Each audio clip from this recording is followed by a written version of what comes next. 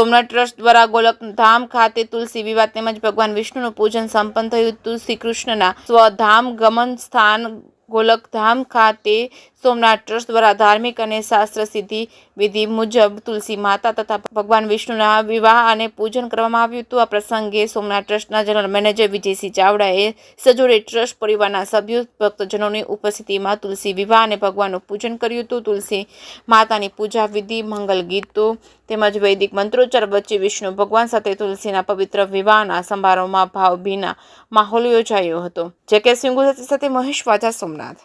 આજના દેવઉઠી 11ના પવિત્ર દિવસે સોમનાથ ટ્રસ્ટ દ્વારા ટ્રસ્ટનો જે ગોલોકધામ તીર્થ છે ત્યાં ગીતા મંદિરમાં તુલસી વિવાહનું પૂજન અને આયોજન કરવામાં આવ્યું હતું.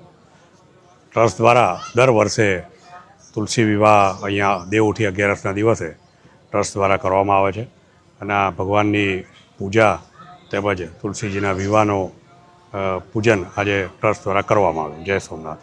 डॉक्टर मनीषा दुहान. ऐसा अनुभव पहले कभी नहीं हुआ.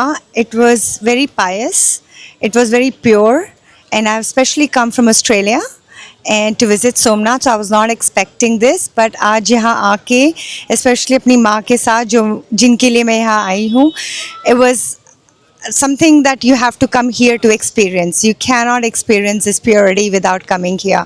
So everyone who's watching there, एक बार यहाँ आए और खुद फील कीजिए जो यहाँ मन में शांति और सुकून और खुशी मिली है तुलसी विवाह को देखकर.